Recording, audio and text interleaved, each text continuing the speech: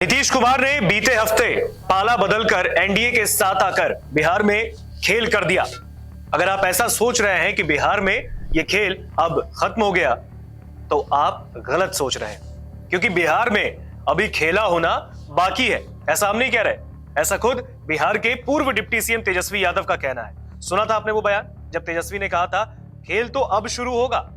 और अब तेजस्वी यादव और उनके पिता आरजेडी के मुखिया लालू यादव अब वो भी शांत नहीं बैठे हैं, यानी कि नीतीश कुमार को नाकाम करने के लिए आरजेडी के चीफ लालू यादव ने नई रणनीति बना ली। लालू यादव को राजनीति में किंग मेकर भी कहा जाता है और अब आरजेडी चीफ ने नीतीश कुमार के मंसूबे पर पानी फेरने के लिए पूरे तरीके से एक नई रणनीति बनाई है। और इससे बिहार में असली खेल अब शुरू होगा, क्योंकि बिहार में अब विधानसभा का सत्र बुलाया जाएगा। अविश्वास प्रस्ताव रखा गया है विधानसभा के स्पीकर के खिलाफ। अब ऐसे में आरजेडी के चीफ कैसे तमाम चीजों को अस्त्र बनाकर एनडीए की सरकार और नीतीश कुमार जो कि एनडीए के बड़े नेता हैं अभी इस वक्त बिहार में, जो चीफ मिनिस्टर भी हैं, उनके इरादों को कैसे नाकाम करेंगे, इस रिपोर्ट में हम आपको बताएंगे। क्योंकि नीतीश कुमार जो कि कुछ हफ्ते पहले महागठबंधन की सरकार के मुखिया थे, नीतीश कुमार मुख्यमंत्री तब भी थे, अब भी है, 9वीं बार सीएम बन चुके हैं बिहार के।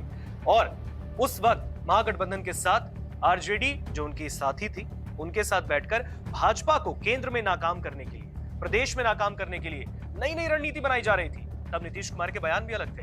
लेकिन अब जब नीतीश कुमार एनडीए का हिस्सा है, एनडीए की सरकार बिहार में चल रही है, तो आरजेडी चुप कैसे बैठेगी। आरजेडी को भी 100 से ऊपर विधायकों का समर्थन प्राप्त है और एक तरफ 129 विधायक जो हैं वो एनडीए के साथ है। तो फ्लोर टेस्ट तो होगा, यानी बहुमत तो साबित करना होगा।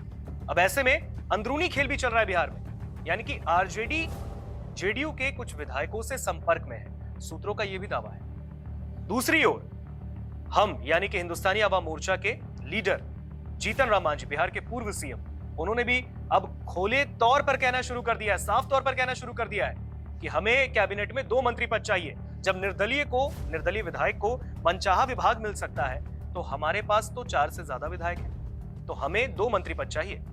हालांकि संतोष सुमन जो कि उनके बेटे हैं, उन्होंने कहा कि ये उनकी व्यक्तिगत राय होगी, लेकिन हम नरेंद्र मोदी के साथ हैं। अब ऐसे में बिहार में सियासी उथल पुथल अब भी जारी है। जब फ्लोर टेस्ट होगा, जब बहुमत साबित करना होगा नीतीश कुमार को अपनी सरकार का, ऐसे में आरजेडी जो अंदरूनी गेम खेल रही है, आरजेडी के चीफ लालू यादव जिन्होंने नई रणनीति बना ली है नीतीश कुमार को नाकाम करने के लिए, क्या कुछ है वो नई रणनीति, इस रिपोर्ट में देखिए।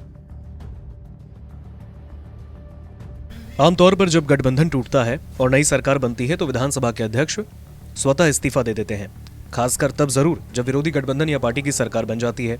अभी स्पीकर आरजेडी कोटे के अवध बिहारी चौधरी हैं। सरकार एनडीए की है, सरकार में उनकी पार्टी नहीं, इसके बावजूद उन्होंने इस्तीफा नहीं दिया। नीतीश कुमार को बैकफुट पर धकेलने की आरजेडी की यह पहली रणनीति कामयाब रही। इसके पीछे लालू यादव और तेजस्वी यादव की सुचिंतित रणनीति है। नीतीश के साथ रहते ही आरजेडी उन्हें अपदस्थ करने की रणनीति पर काम कर रहा था। जेडीयू के विधायकों को तोड़ने का प्रयास भी हुआ। भांडा नहीं पड़ता तो जेडीयू टूट भी जाता। विधानसभा के अध्यक्ष पद से इस्तीफा नहीं देने के कारण एनडीए को अविश्वास प्रस्ताव का नोटिस देना पड़ा। इसी महीने 10 तारीख से विधानसभा का सत्र शुरू होने वाला है और पहले 12 फरवरी से सत्र शुरू होने की बात थी। तकनीकी बाधा के कारण तारीख बदली। दरअसल एनडीए ने 28 जनवरी को स्पीकर अवध बिहारी चौधरी के खिलाफ अविश्वास प्रस्ताव का नोटिस दिया। नियमानुसार नोटिस के 14 दिनों बाद ही विधानसभा का सत्र बुलाया जा सकता है। विधानसभा में स्पीकर के मुद्दे पर शक्ति परीक्षण होगा। नीतीश कुमार की सरकार को 129 विधायकों का समर्थन है, यानी 114 विधायक आरजेडी के नेतृत्व वाले महागठबंधन के साथ हैं। राजद एनडीए के विधायकों को पटाकर अविश्वास प्रस्ताव पर ही सरकार को ध्वस्त करने की तैयारी में है, इसीलिए शक्ति परीक्षण होना तय है। पूर्व उप मुख्यमंत्री और आरजेडी नेता तेजस्वी यादव बार बार कहते रहे हैं कि खेल अब शुरू होगा। उनका इशारा शायद इसी ओर है। पहले से ही माना जा रहा है कि जेडीयू के दर्जन भर विधायक आरजेडी के संपर्क में है। इधर 4 विधायकों वाली पार्टी और सरकार में शामिल हम के संरक्षक पूर्व सीएम जीतन राम मांझी के भी तेवर समय समय पर दिखते हैं। वे तो खुलकर मीडिया के माध्यम से बताने भी लगे हैं कि उन्हें कैबिनेट में 2 मंत्री पद चाहिए। 2 पद नहीं मिले तो उन्हें कांग्रेस की ओर से बड़ा ऑफर मिल चुका है। संभव है कि आरजेडी की रणनीति का हिस्सा हो, जिसकी बात तेजस्वी लगातार कहते रहे। तेजस्वी यादव के पास सत्ताधारी खेमे के विधायकों को पटाने की 2 रणनीति हो सकती है। पहली ये जो साथ देंगे उनमें कुछ को आरजेडी के नेतृत्व वाली सरकार बनने की स्थिति में मंत्री बनाया जाएगा तो कुछ को लोकसभा का टिकट दिया जाएगा। आरजेडी की सरकार तभी बनेगी जब नीतीश कुमार की सरकार गिरे। इसके लिए सत्ताधारी खेमे के विधायकों से क्रॉस वोटिंग कराना जरूरी होगा। आरजेडी ऐसे विधायकों को यह भी भरोसा दे सकता है कि क्रॉस वोटिंग करने पर सदस्यता जाने का खतरा इसलिए टल जाएगा, तब स्पीकर उसके ही रह जाएंगे। अगर ये प्लान फेल हुआ तो आरजेडी अपने दूसरे प्लान यानी 2025 के विधानसभा चुनाव की तैयारियों में जुटेगा।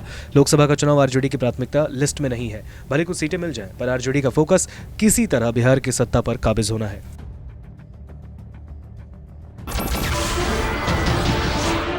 नमस्कार, मैं हूं मानक गुप्ता। अगर आपको हमारा ये वीडियो पसंद आया हो तो इसे लाइक और शेयर जरूर करें, और हां, हमें सब्सक्राइब और फॉलो करना ना भूलें ताकि आप देश और दुनिया की कोई खबर मिस ना करें। तो जुड़े रहिए हमारे साथ और देखते रहिए न्यूज़ 24।